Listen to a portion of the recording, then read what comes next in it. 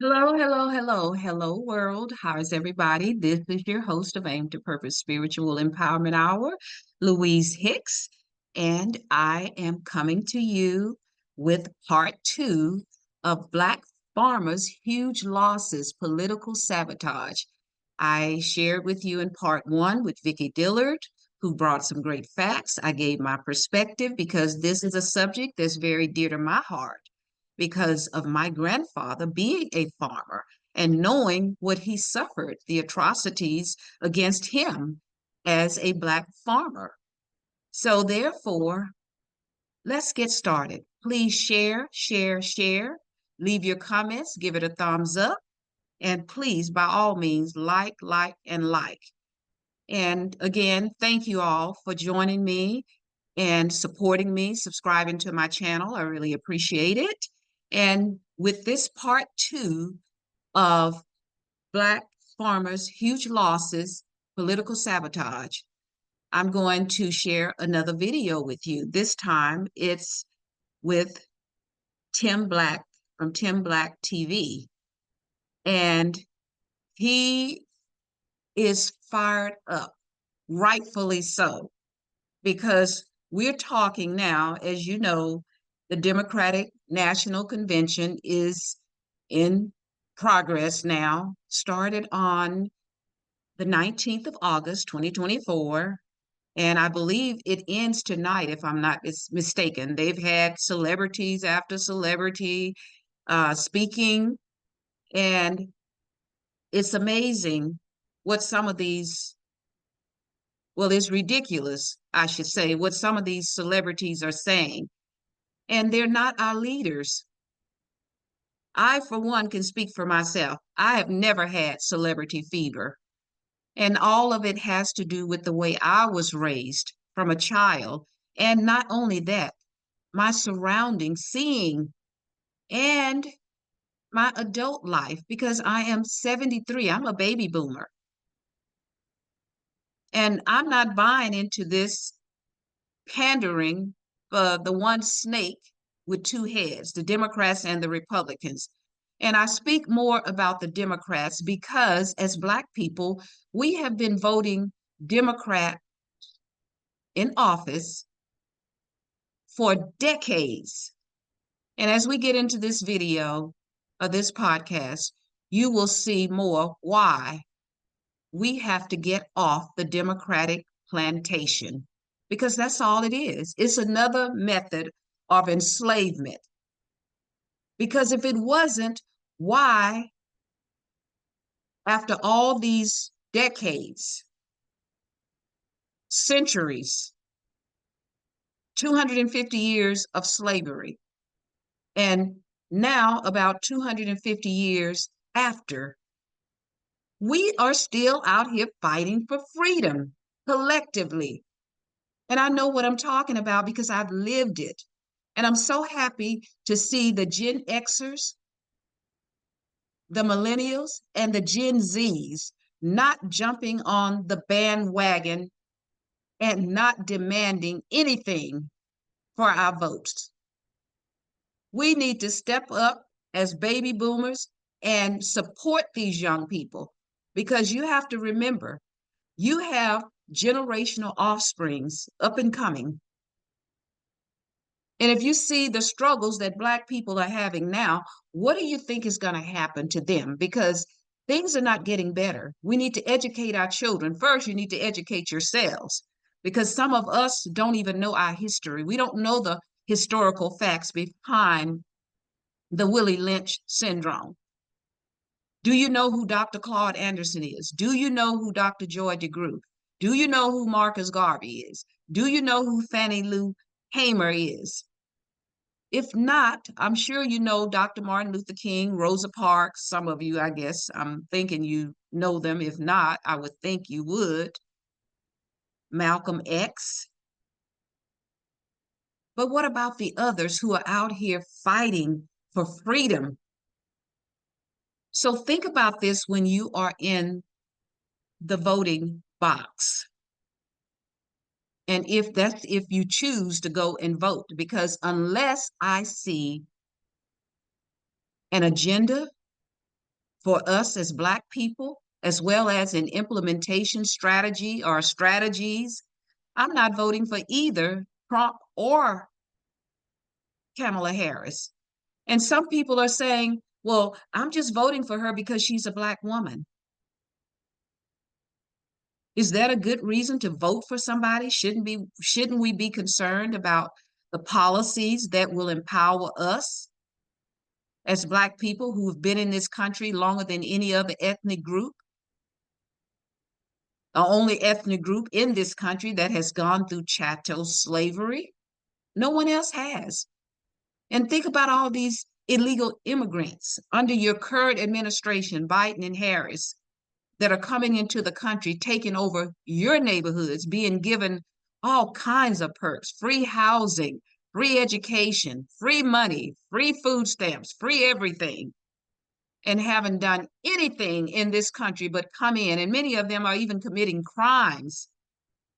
Taking over in Colorado, I understand they took over some apartment building where mostly Blacks and Hispanics live, and that the owners are afraid because of these Venezuela gangs.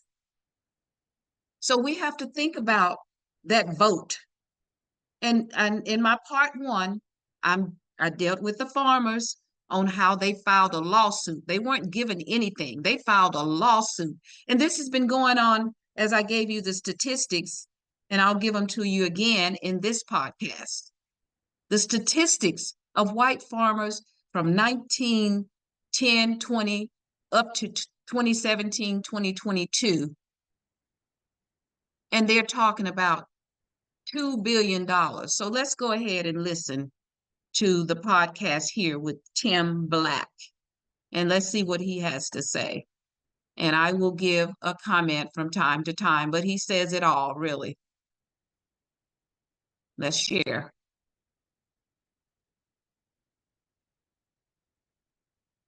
Here we go. Here we go. I want to go to this star here. The rise of a Black woman. Any Black man that has an issue with a Black woman rising, then they have to look at their own inadequacy.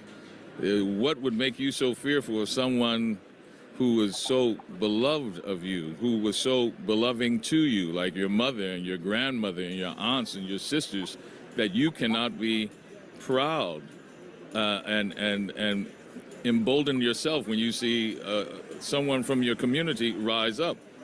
And I say to those Black men who have an issue politically, you have every right to say, what have you done for me? And I'll give you the laundry list. The community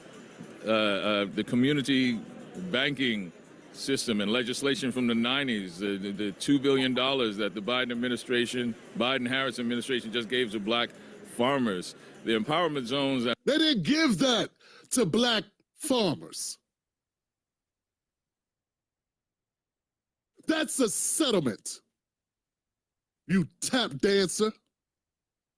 That wasn't a gift. That is from decades of discrimination by the federal government. And it should be a lot more than $2 billion. How dare you? How dare you, Window Pierce? Open your mouth to say we should be grateful that Black farmers get some type of recompense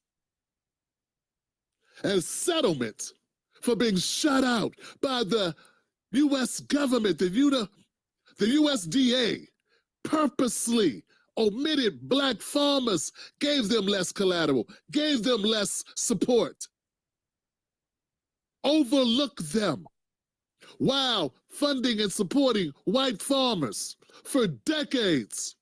This is a lawsuit, Window Pierce. This isn't a handout. This isn't a hookup. See, the problem that we have is we have celebrities like Window Pierce who cherry pick, who are on the side of the elites because they are the elites. Window Pierce, you ain't missed a meal in 40 years. You ain't missed a meal in 30 years at least.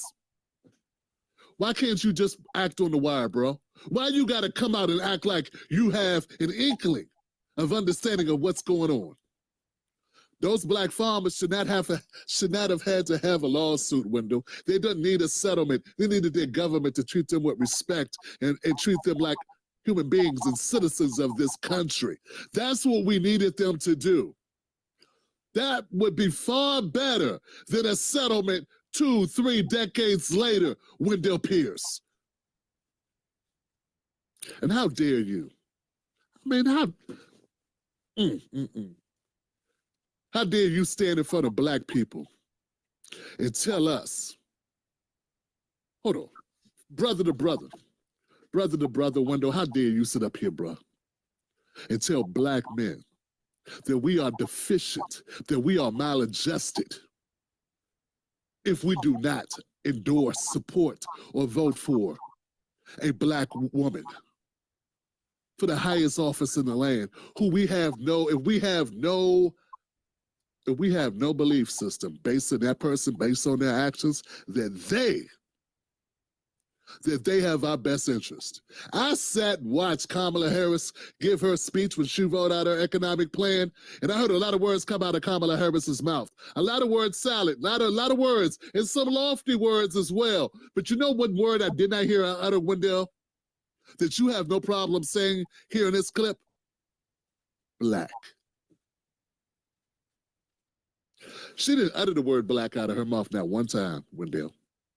But you think that you coming up here shaming black men, you ungrateful, pudgy bastard. We supported you, bunk. Black men watch you. Black women weren't watching The Wire like black men did. We put you on the map, man. And you repay us by telling us we don't love our women? Nah, you got it wrong. You got it twisted, bro. It's the opposite. See, I love my black woman so much because I'm raising black women. You understand what I'm saying? Those are my children, okay? And I want to make sure that they get policies that make their lives better. That's symbolism, Wendell. See, when you are doing well in Hollywood and you are insulated from poverty, the crime, the hopelessness, okay? When you are insulated from that, maybe you forget that the rest of us are not living like you, sir. We cannot just rely on symbols and say, you can do it, baby. You can do it. We need things to actually be better in the real world, in reality, that you can touch and feel. Not figuratively, not metaphorically. It's great that you can act. It's great that you can do Shakespearean actor. It's great that you can enunciate and project your voice. But you know what? It is not great when you use those gifts, when you use that ability to dump on black men, to dump on us, to shame us. You should be telling us how electing her is going to benefit us, instead of telling us how we are somehow failing her. And for you to suggest, for you to state that we got a problem? Nah, dog, if I don't buy from your stores because you don't got nothing in that store that meets my criteria. Black people should have the same ability to be just as discerning. Just as you should have to sell to us like you have to sell to anybody else. Your sales pitch should not be pick me or else. Pick me or you ain't nothing. Pick me or you hate your mother. Pick me or you ain't a man.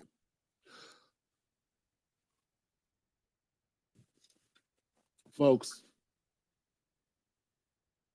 this is I'm gonna bring it down a notch. You know what I'm saying? Because this is only video number 1. I'm sorry, video number 2.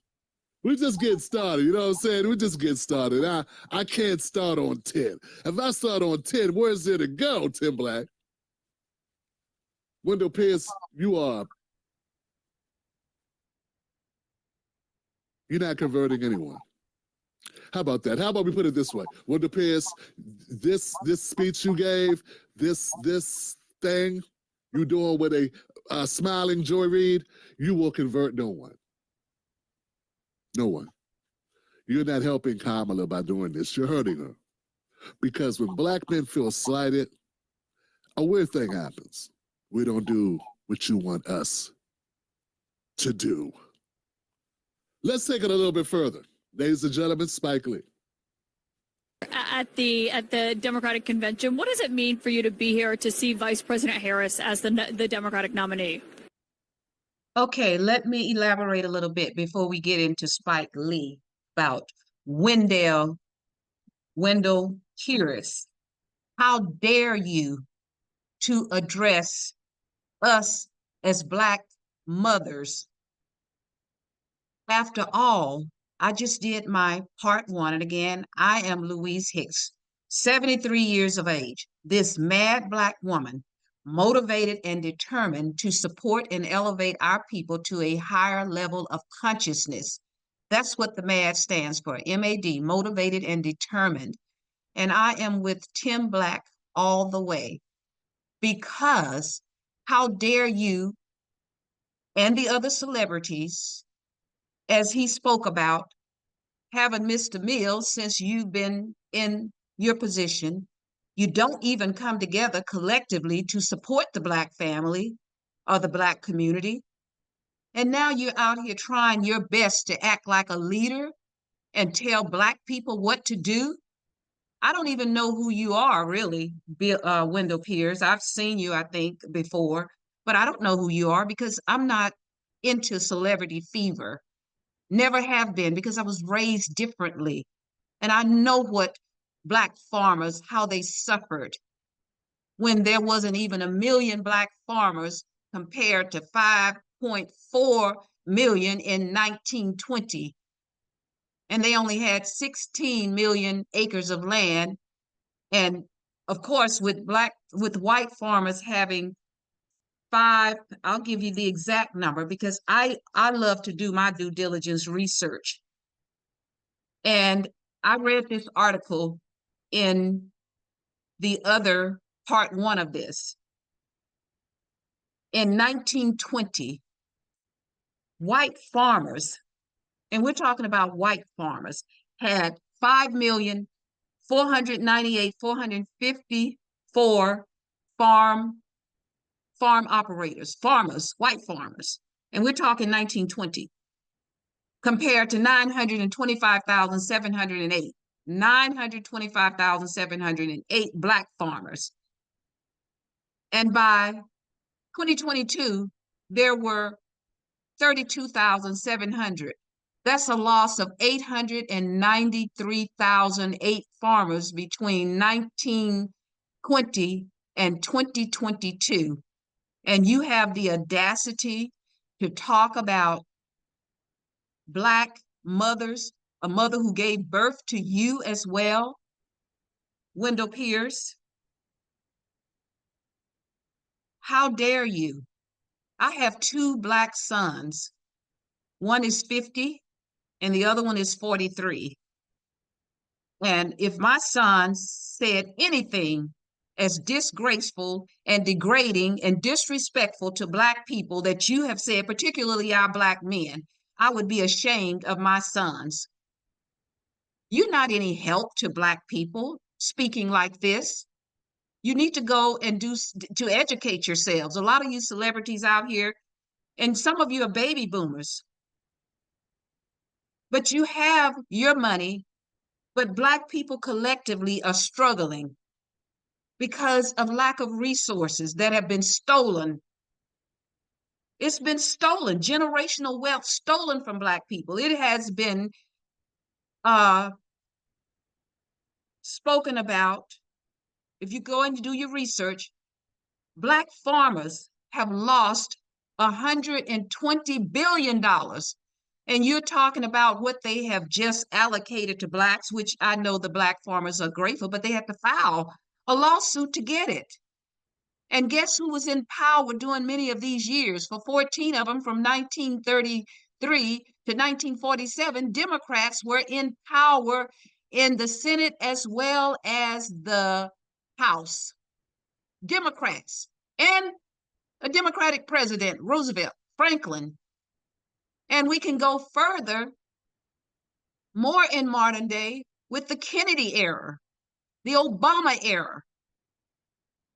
And these Black farmers had to file a lawsuit. And how dare this current administration to, as Vicki Dillard said, think ransom for the Black farmers to vote for them. And if I was a Black farmer, I wouldn't even vote for you, because that's an insult as well to Black farmers, just to get your vote. And that's why I'm doing this podcast, because my grandfather had to run for his life as a farmer because he wanted to get some of his profits. But the white supremacists, the white man, wanted to deny him of all of his hard labor. And he was an exceptional farmer. My grandmother shared the story with us, how he had to run for his life. And I'm sure he's not the only Black farmer that had to run for their life because they wanted some of their profits. And they wanted to give them crumbs so they can continue to struggle. This is appalling to me because of my grandfather, and I'm sure others just like him. So when we get into that booth, I'm not telling anybody who to vote for or whether you should vote. It's up to you. But I know one thing for sure. I would not vote for either Trump or Kamala Harris unless I hear some policies and an implementation strategy or strategies that will provide resources that are owed in reparations. You've given reparation to the Japanese under the Reagan administration for them being in a concentration camp, which was less than 5 years. You've given reparation to the Jewish people when that Holocaust did not even happen on American soil. And the Japanese filed a lawsuit. And that's what Black people you gotta demand something. And some of the Japanese weren't even citizens at the time during that World War, where they were put in concentration camps. And the Jewish people were given reparations under President Obama, if I'm not mistaken. I think it was about $12 million because they were saying they were in poverty and suffering. But what about Black people who've been in poverty and suffering for almost 500 years, 250 of them enslaved, with all of the beatings, the hangings, the rapes, the forced incest? It's an atrocity. And to hear somebody like Wendell Pierce stand here with Joy Reid of MSNBC, and we know how MSNBC is. All they do is get up and gaslight to Black people. And Joy Reid, I don't listen to Joy Reid or any of these people. I do my own due diligence research because I am not one to be led by journalists or well, I guess journalists could be considered celebrities as well because they're in the limelight. I don't allow myself to be enticed by any of them. And I will not vote for either Trump or Kamala Harris because I have to look out for my generations to come, my grandchildren, their offspring, my extended offspring, generations. And we know that Black people, many of us, still suffer from the post-traumatic slave syndrome that Dr. Joy DeGruy speak about, and the Willie Lynch syndrome. If you've read the book, The Willie Lynch Syndrome and the Making of a Slave, you will understand why. And I'm going to share more with you, but let me continue with Timblack because he is on fire, and rightfully so, as a Black man. And how dare you again to equate Black women with Kamala Harris? There is no equation. This woman has nothing to worry about financially. where there are Black women out here, particularly single Black mothers, and I've been a single Black mother. So don't tell me, don't even mention Black mothers in that sense, because that is ludicrous and it's insanity. I wanted to be here. This is not history. This is her story. She's going to be the first woman to be president of this United States of America. Why? Spike Lee, why should she be? Why? Spike, why should she be? Why? It's a simple question. I would ask Wendell, but I'm asking you, why should she be? What is it about Kamala Harris that makes her the person we should vote for? If she was a white woman, would you be saying this? If Kamala Harris was a white woman, whatever you're about to say, would you still be saying it?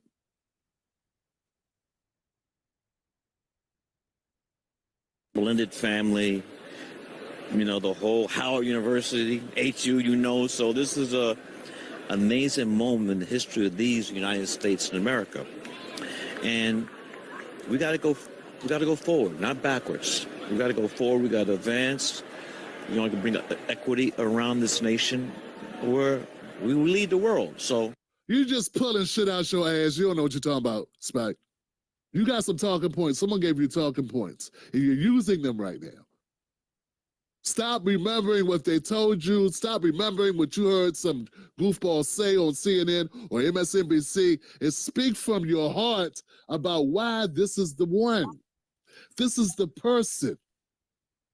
Of all the great women who have stood up and got their asses kicked fighting for justice beside Black men throughout the history in this country of Black Americans, why is it Kamala?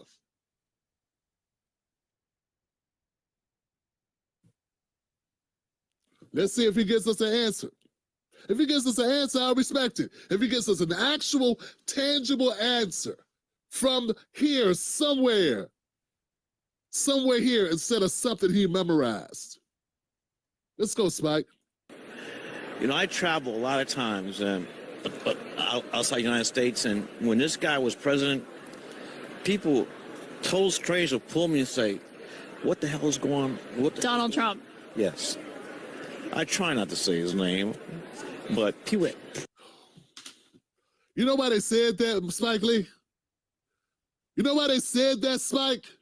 Spike, they said it, Spike, because MSNBC, CNN, CBS, ABC, every news organization, every liberal corporate media news organization was putting out constant negative fodder about Trump. That's why.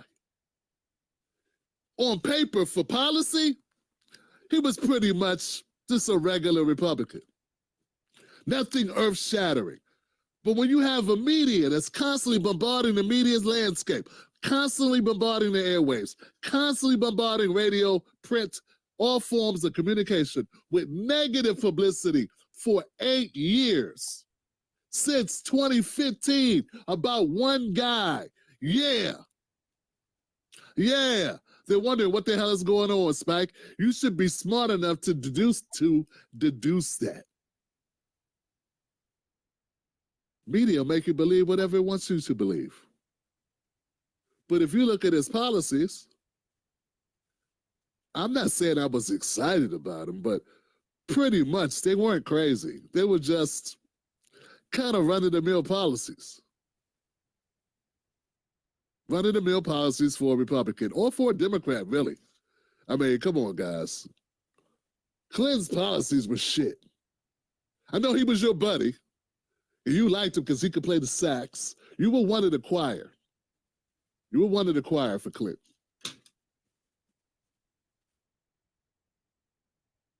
Let's see if Spike says something, because You know, unlike Wendell Pierce, who's that a complete tool for the Democrats, I thought maybe Spike would say something of importance, something redeemable. Total strangers on planes just walking around all over the world saying, what is wrong with America? How did that guy get elected? So those 4 years where the world was looking at us like with the side eye, like WTF. And we know what that means. You know what's funny, guys, is that America is in this position right now where everybody says America needs repair. We need to do this, we need to do that.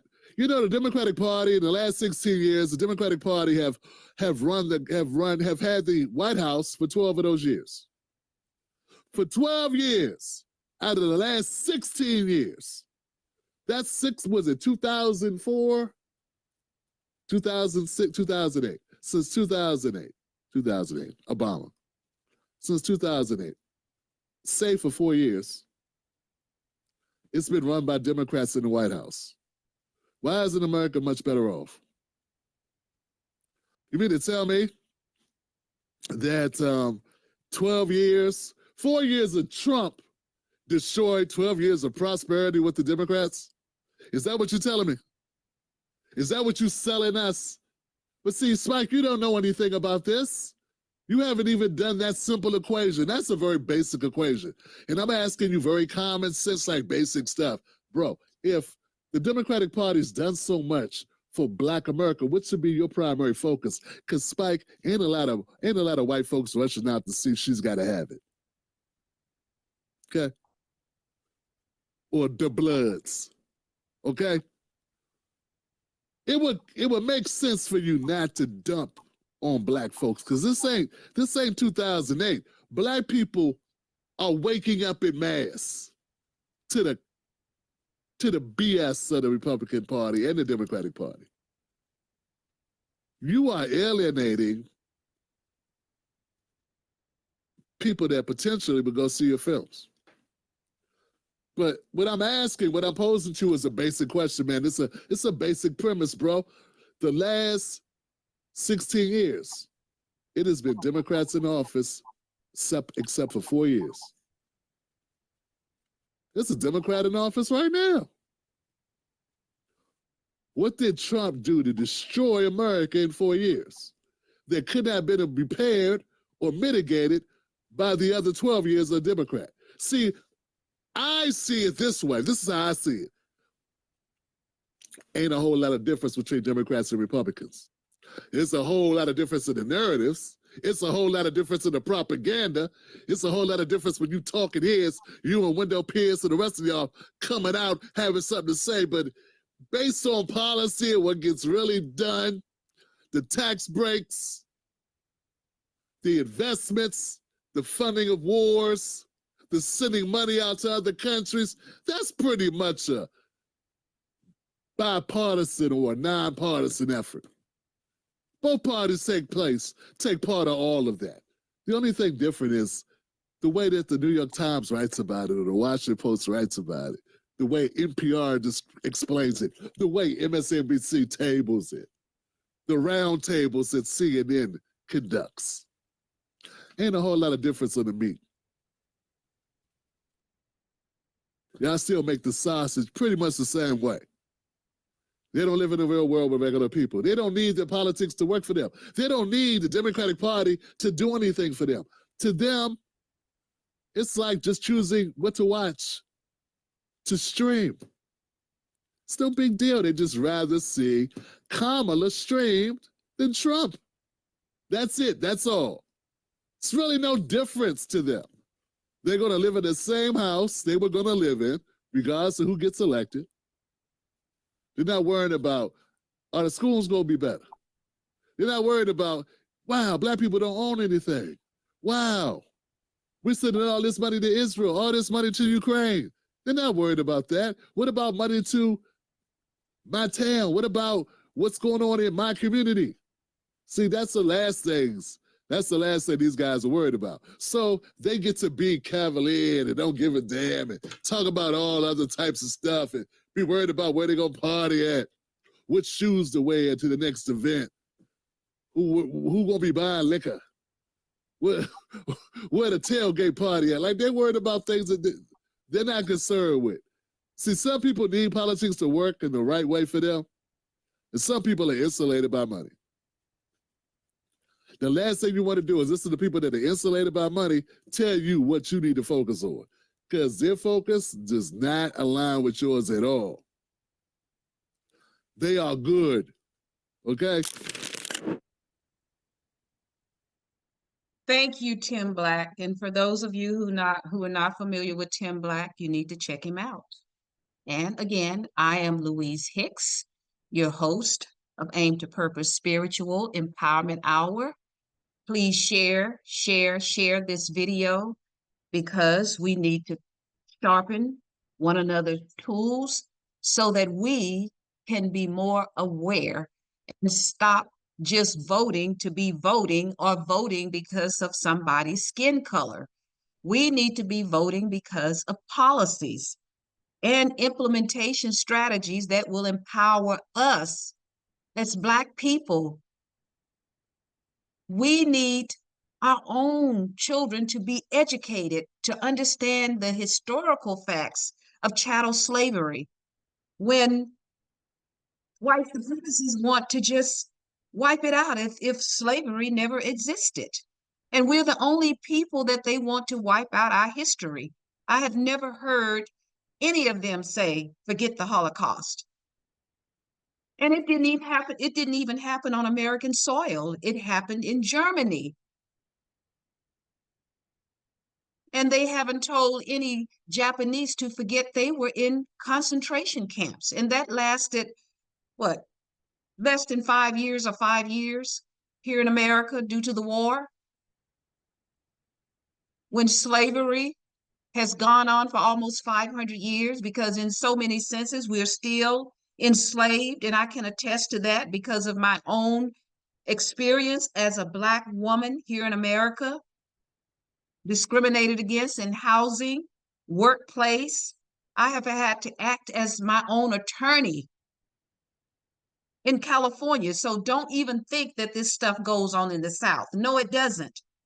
I worked for Los Angeles County and I had to go in pro per because I was going to go to law school. And my daughter kept telling me I should go. I didn't go at the time because I wanted to raise my children. I had just had my daughter. I had applied, but I changed my mind because I felt my family was more important. So I did not go to law school. However, I defended myself against the County of Los Angeles in a discriminatory lawsuit, and I won. It took me a lot of time, some years, studying law, staying up late at night so that I could be able to not allow them to railroad me. And I won. I won my case against the top person in the County of Los Angeles, my lawsuit. I had to go in what they call pro per, and that's when you represent yourself as your own attorney. Because at the time, I didn't have the funds to hire an attorney. And who knew the County of Los Angeles better than I did? Because I had worked in it for years, 30 some odd years, I worked in the County of Los Angeles. So I went in pro per and acted as my own attorney and won my lawsuit against them for discrimination. And in another case, I had a judge, an Asian judge, that was discriminating against me in another lawsuit. Didn't even allow me to have a jewelry trial because he knew had I had the opportunity to have a jewelry trial, no way I would have lost if I had a jury of my peers in the County of Los Angeles. But he made a decision.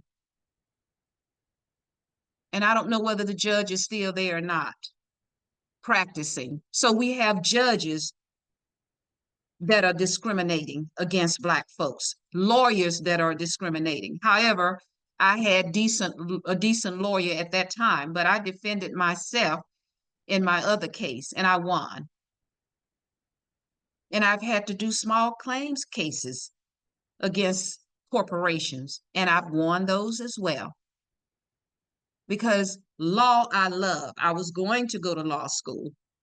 However, at this age now, I'm 73, I have chosen to do this podcast so that I can help to elevate my people to a higher level of consciousness as this mad Black woman, and that is for motivated and determined, MAD, motivated and determined to support and help the Gen Zs, the Gen Xers, the millennials, because they're out here fighting the grassroots. Now, some of them are out here acting like fools, following these rappers who mean us no good, talking about uh, killing one another, drug abuse, calling our women bitches and hoes, but they don't call it out to any other women. And guess who their producers are?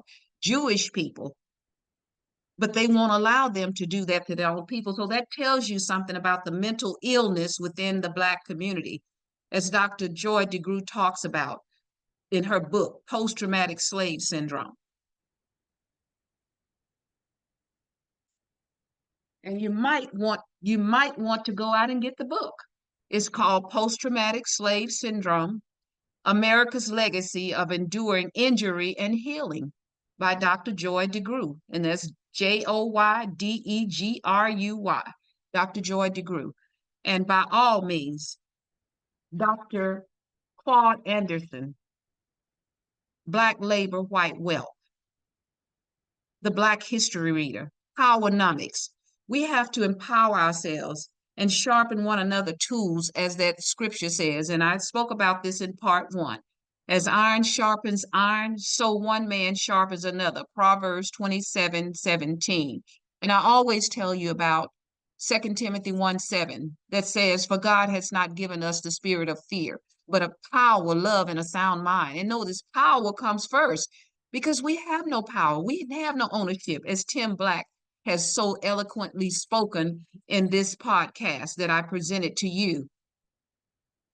And again, I'm Louise Hicks, your host of this podcast, Aim to Purpose Spiritual Empowerment Hour. And my subject matter today is Black farmers' huge losses, political sabotage. And I say that because that's exactly what it is. When I shared with you about 1920, how there wasn't quite 900 and some thousand Black farmers. And now, 2022, we're talking a little over 32,000 Black farmers.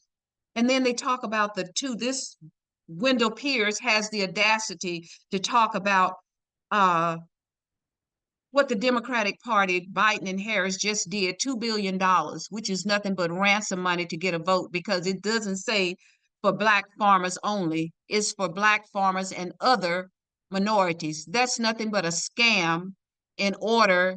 You notice how they build up the Black farmers getting the $2 billion? But how much of that will go to this 32,000 when it has been projected that this country owes Black farmers at least $120 billion. Go and do your own research. $120 billion. Because as I pointed out to you, in 1920, the number of Black farmers versus the number of white farmers, 925,708. Black farmers in 1920, 5,498,458 white farmers in 1920. About 92% of the total farmers. And now Black farmers have to compete with other quote unquote minorities with a measly $2 billion, which I'm sure they're grateful and thankful for that. But that's a bribe. If I was a farmer, I wouldn't go out and vote for a Democrat. They've been in office, like I said, I shared this in part 1 of this video, this podcast. I shared it in part 1, where the Democrats were in power for about 14 years, from 1933 to 1947. Both House and Senate, as well as the presidency under President Franklin Roosevelt. And then back in the 60s, the same thing under Johnson when they passed the Civil Rights Bill and the Voting Act of 1968. So we got to think about these things. Use that sound mind to rationalize if you do decide to vote, because I don't tell anybody to vote or not to vote, because either way you go, unless we do something like what the farmers did, they sued. And look what they got. Practically nothing compared to what they should have gotten.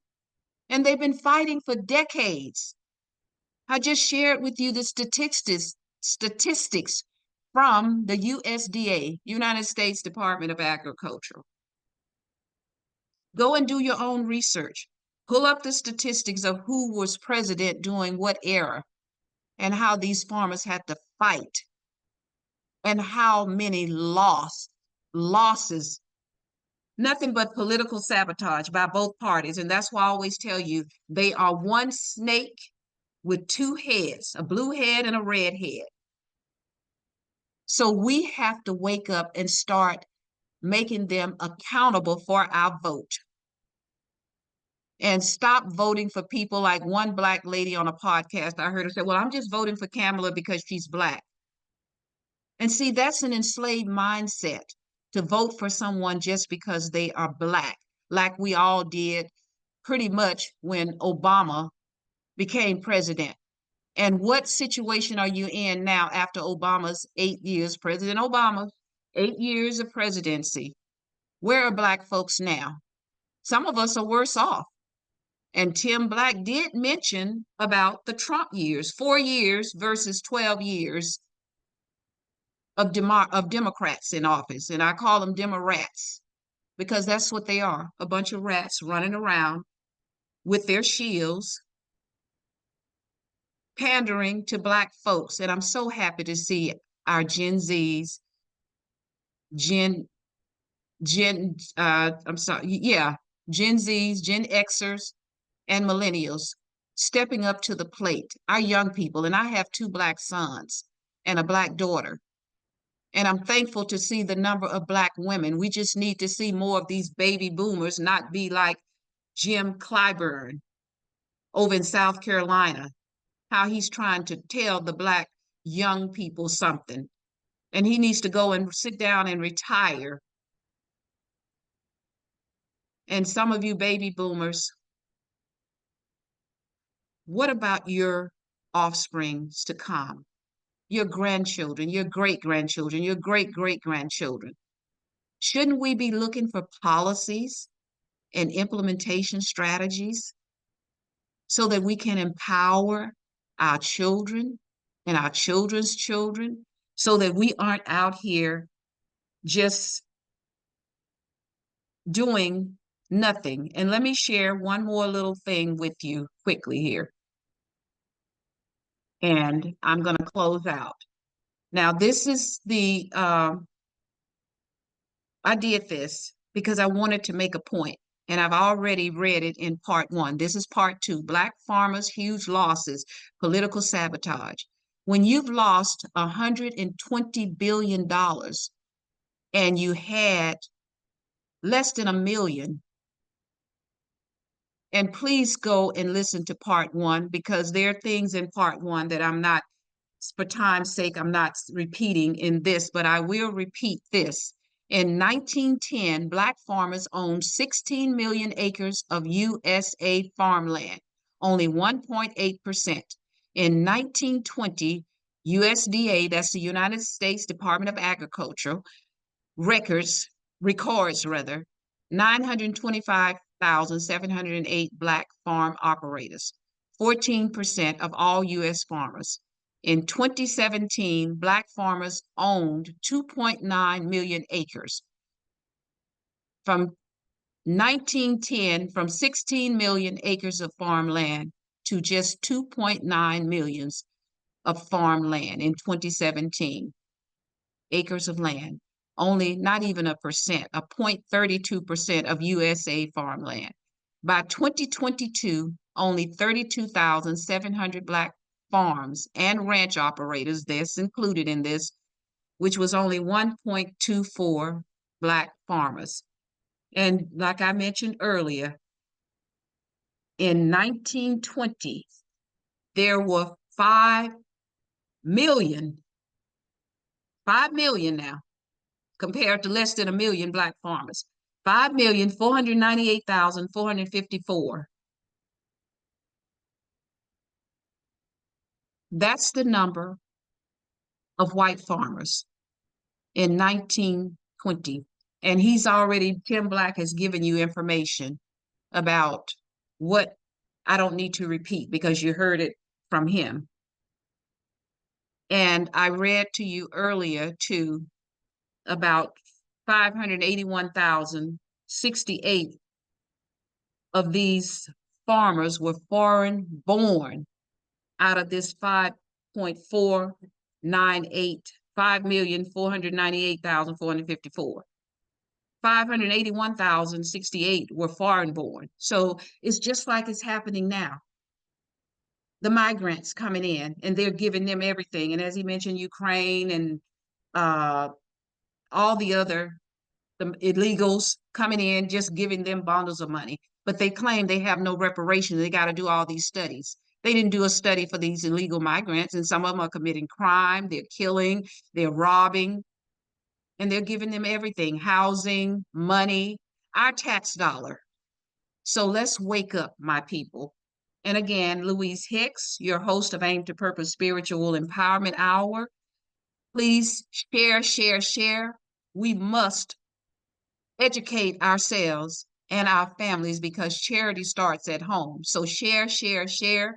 Subscribe, subscribe, subscribe to my channel, to Tim Black's channel, because he has some very positive information to share to empower you as our Black community. So subscribe to my channel, Aim to Purpose Spiritual Empowerment Hour, and leave your comments, share, share, share, thumbs up, and let's come together and unify. Fannie Lou Hamer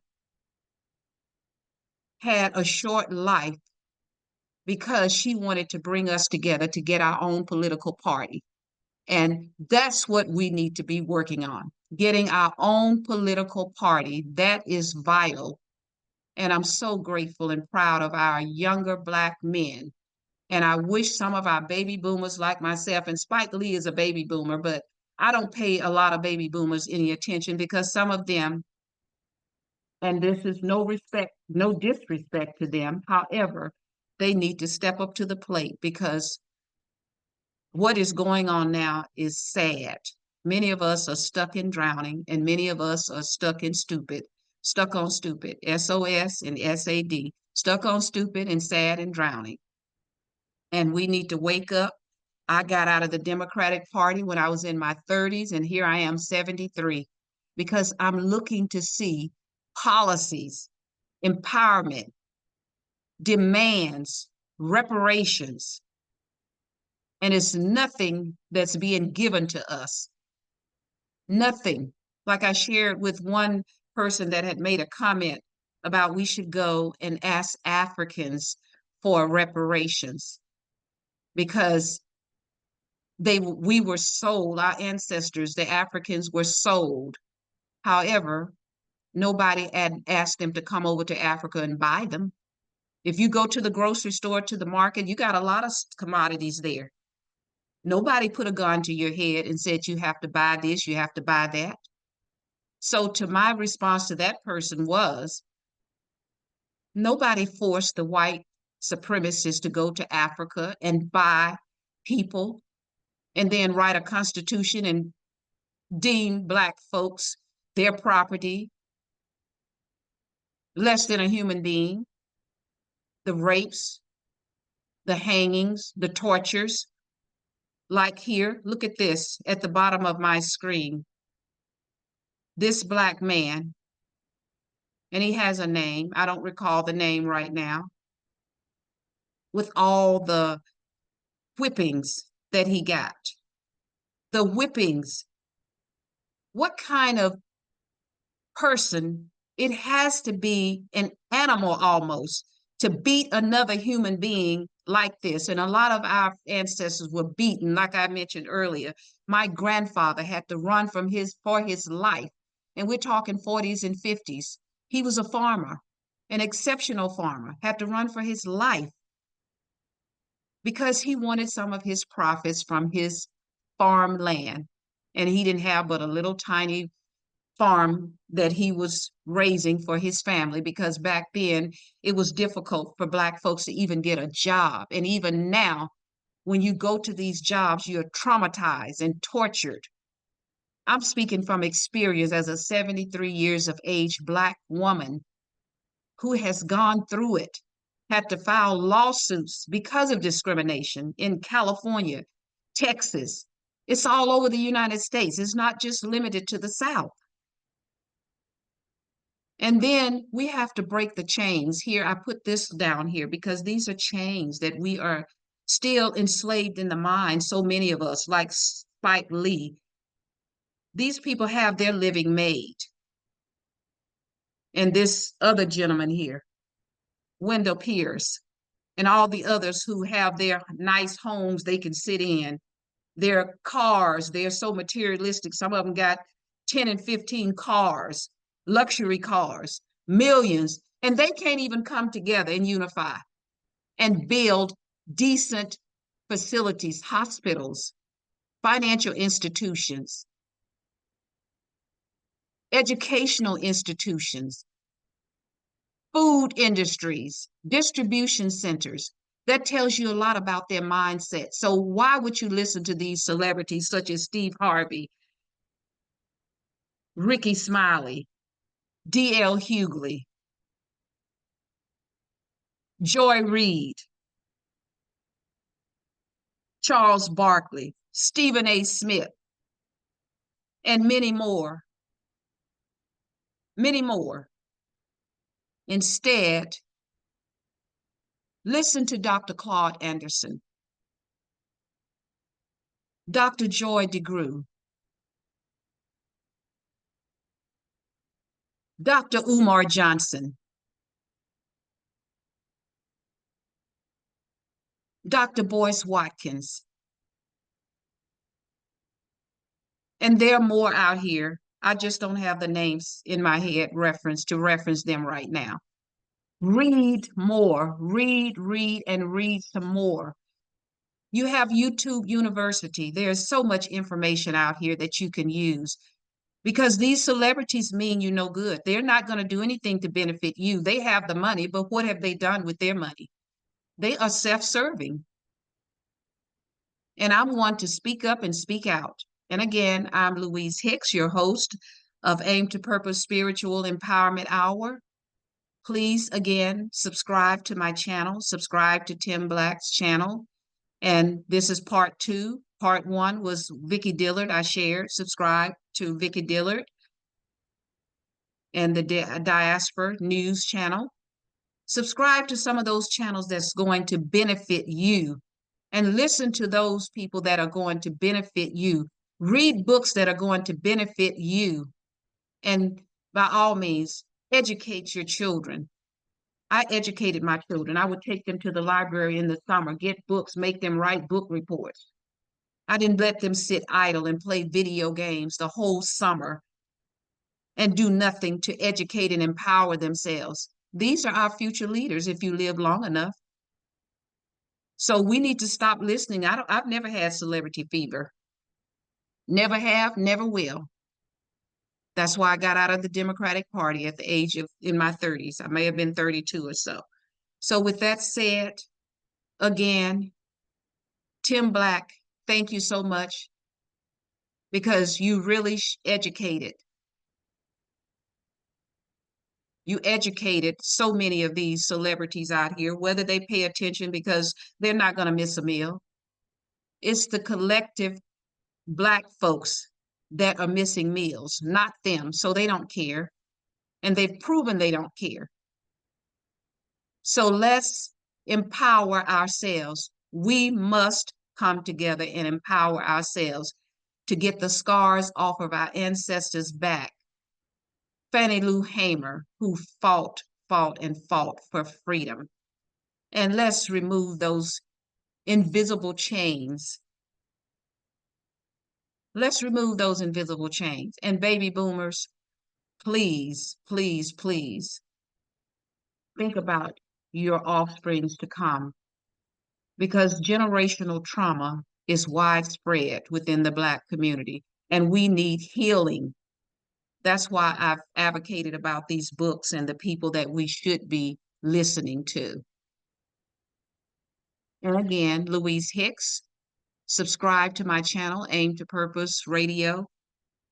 Subscribe to the part 1 and part 2 podcasters, Vicki Dillard and Tim Black, that I have shared with you, and all the others. Philip Scott is another one that shares pertinent information to the Black community. So let's empower ourselves and come together and unify. Again, I can't say that enough. And this podcast, again, was about Black farmers, huge losses, political sabotage from both parties, the Republicans as well as the Democrats. And I will not vote for either one, Kamala or Donald Trump, unless I hear them talk about policies and resources to the Black community, as well as implementation strategies. Otherwise, neither one will get my vote. And again, Louise Hicks, subscribe, subscribe, subscribe, share, share, share, and make sure you leave your comments, and also thumbs up, leave your likes, please leave your likes. That's important to push this out to more Black folks that need to be empowered and understand the political game that Democrats specifically have been playing a game with the Black community for decades. And we can no longer allow that to happen. We must make some demands, file lawsuits, whatever is necessary, by any means necessary, as they say, because I'm looking out for my children. I have one Gen X son, a millennial son, and a millennial daughter, and an alpha granddaughter.